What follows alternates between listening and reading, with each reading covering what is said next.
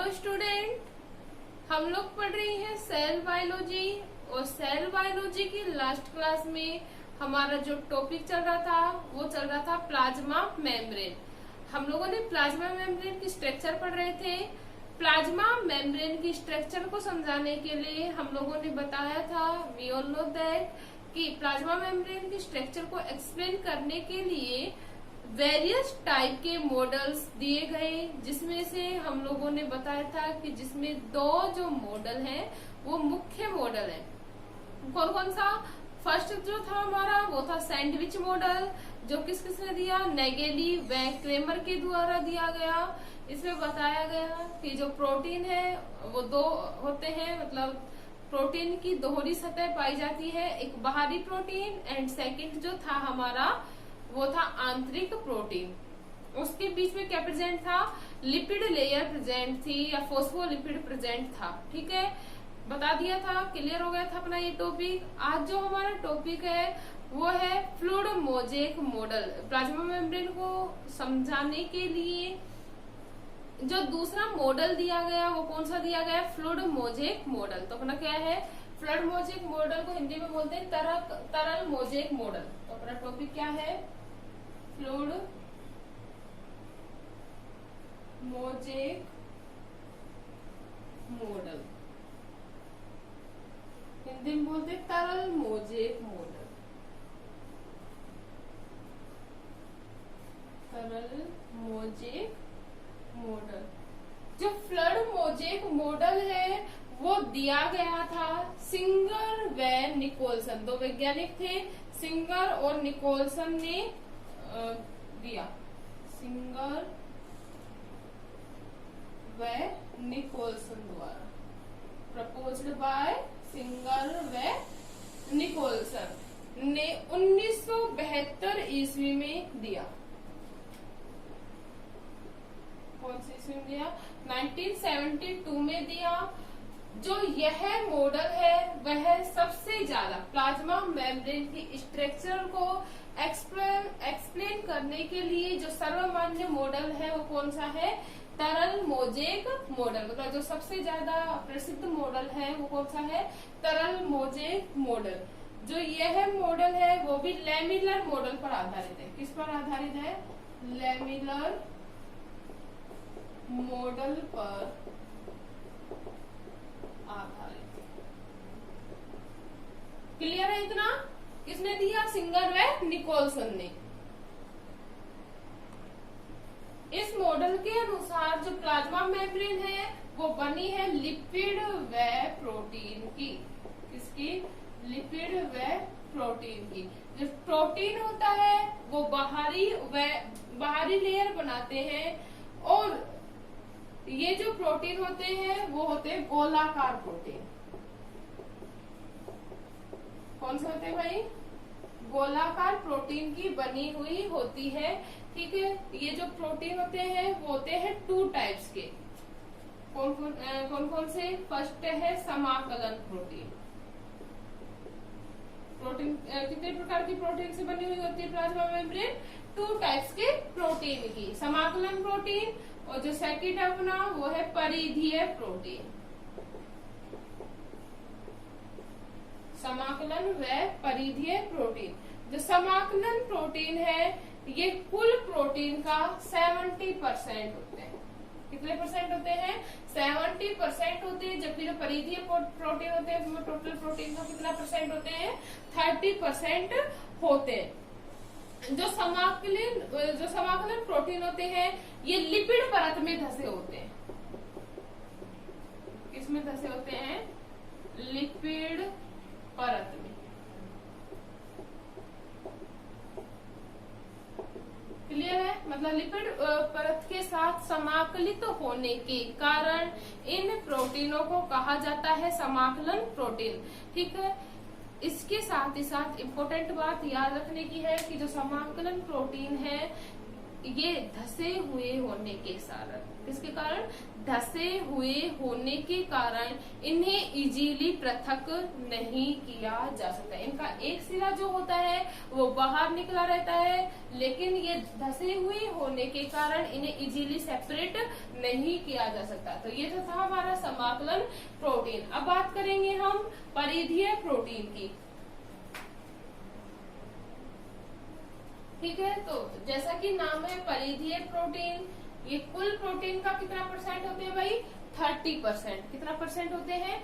30% होते हैं। नाम क्या है? परिधि। सिंपल सी बात है, किधर की साइड अरेंज होंगे? पेरिफेरल साइड में या परिधीय साइड में व्यवस्थित होते हैं।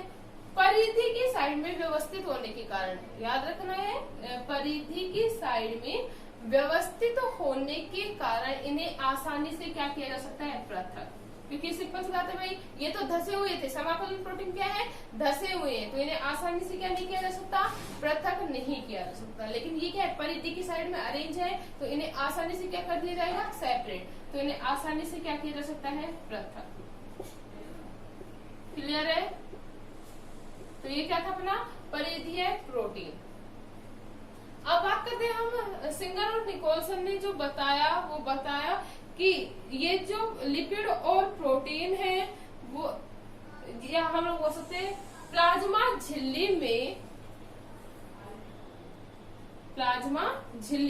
लिपिड और प्रोटीन। लिपिड, क्योंकि हम we all know that student कि जो प्लाज्मा मेम्ब्रेन है वो किस किस से मिलकर बनी हुई है? लिपिड और प्रोटीन से। तो जो प्लाज्मा झिल्ली है उसमें लिपिड जो और प्रोटीन है वो द्विपरत के अंदर, बाइलेयर हो गया, एक लिपिड की और एक प्रोटीन की।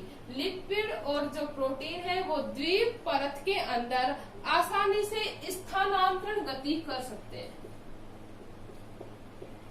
स्थानांतरण क्या कर सकते हैं? इनमें मूवमेंट पाई जाती है। ठीक है, स्थानांतरण गति कर सकते हैं।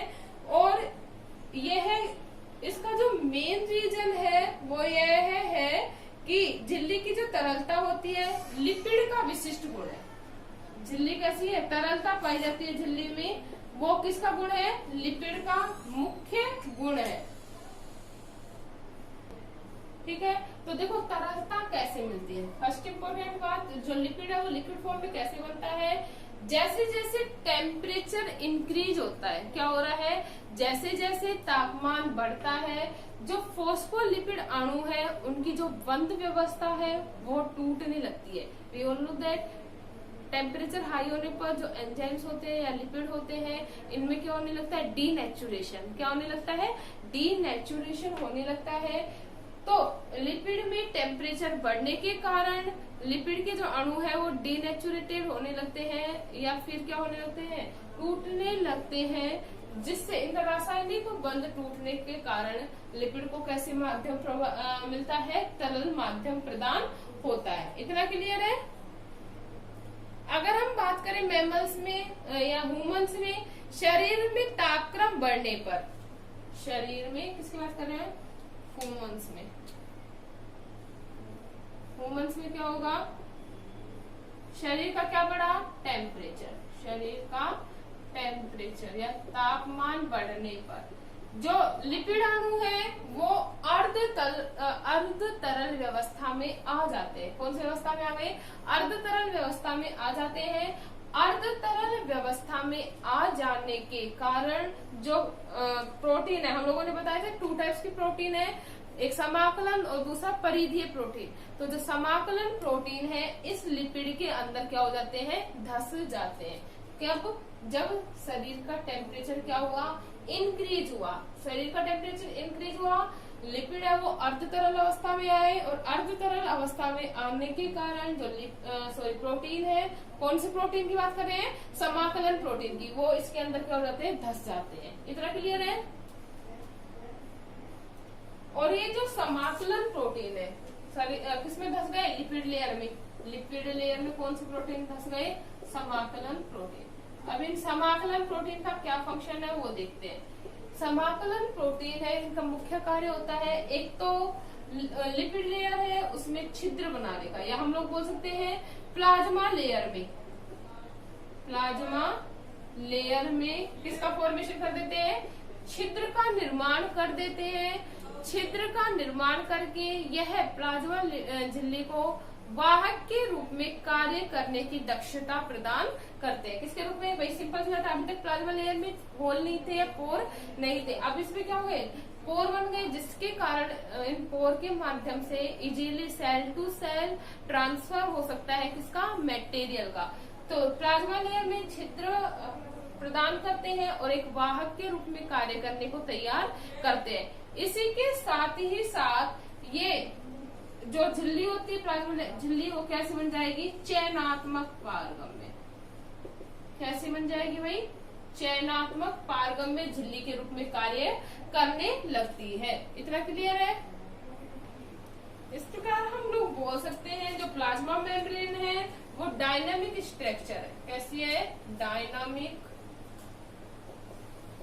स्ट्रक्चर है। क्लियर है, चयनात्मक पारगम्य हो गई, किस प्रकार की स्ट्रक्चर कहला रही है, डायनामिक स्ट्रक्चर कहला रही है।